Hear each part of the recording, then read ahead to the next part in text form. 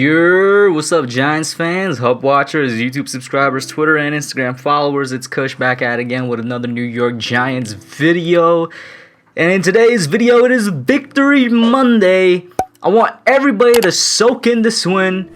Everybody take it all in, celebrate what we need to celebrate, which is the Giants seeming to finally find their footing in the 2021 NFL season. The defense coming back with a force, looking fierce, putting quarterbacks on their backs and breaking their backs. That's what we like to see. Every time the quarterback drops back, all he sees is four big guys coming right at him, man. And that is the primary reason we're sitting here right now with another W under our belt. The Giants are 3-6. We started out 0-3 and we are 3-3 in the last 6 games. And I'm not gonna beat around the bush. I'm gonna get right to the topic. It makes you wonder, is it too late or is it just in time for this Giants team to do what it's been doing over the past couple of weeks and maybe try and gun for that 7th seed wildcard spot? Now, as of right now, I'm not gonna say anything definitely, but I am going to just, lay out a little bit of facts for you guys, lay out, my opinion on it.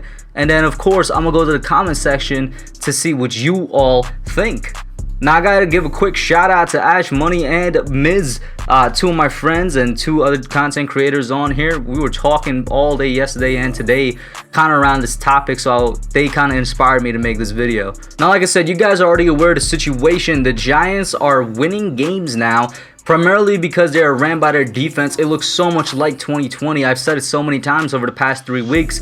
The defense, which now has a semblance of a pass rush, is functioning very well. You're seeing us get to the quarterback with our edge rushers occasionally. It's better than what it was in the beginning of the season, and I'm sure as the season goes on, it will get even better. You're seeing Leonard Williams have more of an impact on the game when it comes to the passing offense. Even Dexter Lawrence, you're seeing those front 7 guys tackle a lot better than they did before. You're seeing our secondary execute a lot better. The Xavier McKinney breakout game, what we could call it, was because of the fact that they had an easier time covering these wide receivers. And by day, I'm mentioning Bradbury and Jackson, who also over the course of the past 4 weeks, I'd say, have been looking really great and living up to their contracts. It's just that Adoree needs to find his hands a little bit. He should actually have about 4 picks on the season.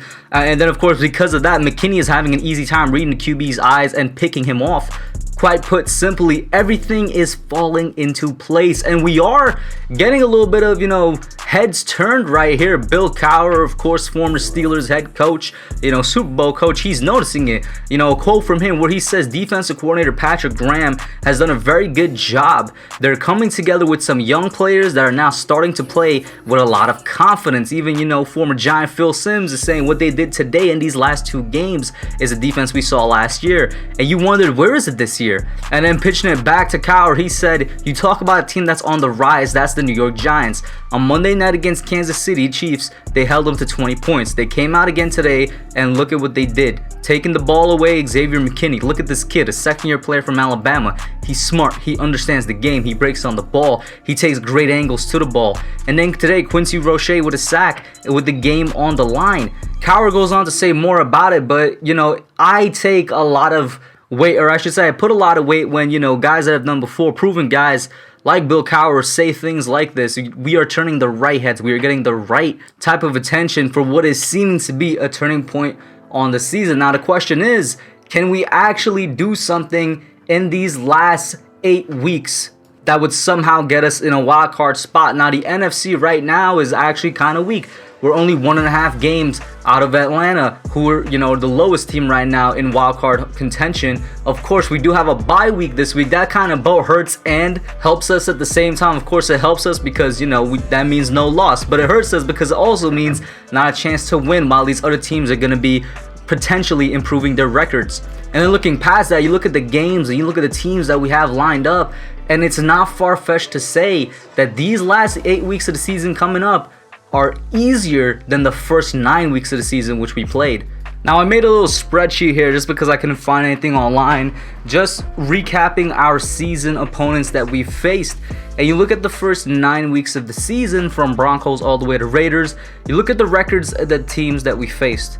And if you add them up, if you just look at it without doing that simple math, you can just tell that we face better teams. In fact, in the first 9 weeks of the season, 7 of those 9 teams are currently 500 or better. They currently are winning teams. When you look at the second half of the season, only 3 of those teams that we face, which are Tampa Bay, the Chargers, and Dallas, that are 500 and more. That means 5 out of the 8 teams that we're facing are losing teams. That's an easier schedule. And then if you do the math that I was talking about, in the first half, we face teams that want to combine to 43 and 33 through 9 weeks in the regular season. And in the second half, that comes down quite a bit to just 30 and 37. So it is an easier set of football in terms of winning teams that the Giants will be facing to close out the season. And before I get to things like can we even do it, what has to go right, and there's still a good amount. I'm talking about a lot that has to go right for any of this to even have a chance of coming to fruition. Let's just look at the past 3 years, starting with 2018 going forward, what the Giants have done in the last 8 games, because we've been in this situation before where we say the Giants are somehow, some way still have a chance of being in playoff contention at the bye week. What do we have to do? How many games do we have to win to get in? In 2018, the Giants went 4-4 in the last 8 games. In 2019, they regressed heavily and only went 2-6 in the last 8 games. But then in 2020, under the new regime, with Joe Judge, Patrick Graham, Jason Garrett as the 3 heads of the team, they went 5-3 in their last 8 games. Remember, we only went 6-10 last year. 5 of our 6 wins came in the second half of the season. We are already at a better point than we were last year. We are already 2 games ahead of that. Maybe this is an 8-9 team after all. All I'm doing is showing the trends, and there is just 1 year, an extremely small sample size for our current coaching staff, but we see what they've done in the past year when going down the stretch and trying to win some games and potentially make a playoff appearance. But now let's talk about what actually has to go right, and for that, guys, it's a lot. Our defense has come around, and I can't talk about that enough. So it goes without saying that we're going to need them to continue to perform like they have. We're going to need them to continue to hold high-power offenses like the Chiefs to 20 points, like the Raiders to just a measly 16 points. That's going to have to continue. And of course, for that to continue, we're going to need Quincy Roche to continue to show how much the Steelers regret cutting this man. We're going to need Azeez Ojulari to continue to show how much of a first-round pick he should have been. We're going to need Leonard Williams to show how much money he was worth, and Dexter Lawrence to show that he deserves an extension as well. It all starts with that front 4, and those better be my starting front 4. I'm not trying to see O'Shea, and I'm not trying to see Lorenzo. We all know that should be our starting front 4 on this Giants defense. And of course, once again, once they're doing their job, Bradbury and Adoree will continue to live up to their contracts, and they have. They've been locking down people in the past 3 or 4 weeks of the season. Bradbury's been taking care of tight ends, and Adoree's been taking care of that number 1 receiver. Then you got the X factor being a ball hawk over the top. We're just going to need the defense to continue doing what they've been doing. The real concern here is on the offensive side of the football and with our injuries. Luckily, we're on a bye week. Luckily, our next game is week 11, and it's not confirmed, but we're all hoping and praying that our most injured guys and most important guys to this offense come back in week 11. Once again, there's no type of actual basis to this. We're all just hoping. But once Andrew Thomas specifically comes back to this team, a guy that was performing like a Pro Bowl, dare I say, all-pro left tackle before he went down with an injury, proving almost everybody wrong that had their doubts about him. When he was in there, Daniel Jones looked like a different quarterback. When he was in there, almost nobody was getting past him. He was an absolute brick wall on the offensive line, and you saw how it affected our quarterback. Our quarterback was way more confident, felt way more safe, was making better reads. All in all, was just performing better when he knew that that left side was on lockdown. And we're hoping that he comes back in week 11. We're hoping that Thomas sees the light of day on this field after the bye week, and that alone is going to help a lot with helping us improve this passing game and pass protection, because those really are the 2 main things that we're going to have to see improve. The offensive line play, and then just the offense in general, especially when it comes to red zone efficiency, scoring when we're in the red zone, and just getting touchdowns. Part of that, like I said, is the offensive line. Part of that is the quarterback. Daniel Jones, I'm going to need you to stop making these rookie mistakes. We're in your 3rd year. You can't fumble the ball, it seems, every time you're touched. And yes, I know he's cut down on it. I'm a big Daniel Jones supporter and defender, but plays like what happened against the Raiders after Matt Pert did get beat. Yes, he did, but you just don't even realize it. You're not paying attention to it. You get hit from the behind and the ball comes out and the Raiders get possession. Things like that cannot happen. And things like throwing the balls far too right or overthrowing it cannot happen. Of course, like I said, once Andrew Thomas come back, I believe he will cut down on that. But I need Daniel Jones to be better as well in his reads and be better as well in his pocket awareness. And then, of course, Jason Garrett, a big culprit who I feel like should not be excused in any way, shape, or form from catching strays right now. Jason Garrett, I need you to please utilize our weapons more if they are healthy, as our head coach Joe Judge claims.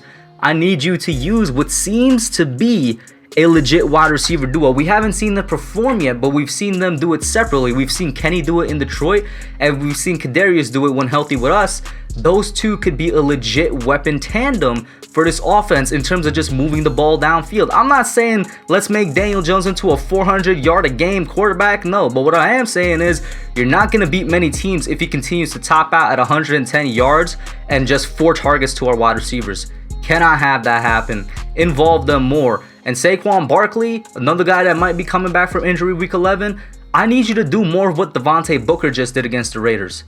I'm going to need you to be more consistent. First of all, I'm going to need you to be consistently healthy. Can we have you for the last 9 weeks of the season, 8 weeks of the season? Can you show up first? And I love you, man. You're my favorite player on the team right now, but that's what comes first. And when you're here, yo, be productive. Now, it is just one game for Devontae Booker, but that was the best running game I've seen from the Giants since Saquon's rookie year. It honestly was. That man, Devontae, was going for 4 yards per carry, 4 yards per carry, 5 yards per carry, 5 yards per carry. Consistently, he was doing that, and he ended up averaging 4.7 at the end of the game. Saquon, I'm going to need to see a little bit more of that. Of course, yes, you're a home run hitter, but when you're not hitting those home runs, we're going to need a little bit more production out of you. And of course, once you do that, it opens up a lot of things. But it starts, in my opinion, with the offensive line. It starts with the offensive line with Andrew Thomas coming back. They seem to have gained their foot in run blocking. And I've always thought they were better in pass blocking this year than people gave them credit for. But if Andrew Thomas comes back and we get the offensive line going, and thus our quarterback can improve now that he has some state of mind and, of course, improve in himself without making dumb mistakes, I then feel like you can try and open up the offense, Jason Garrett. There's a lot of people this thing is on.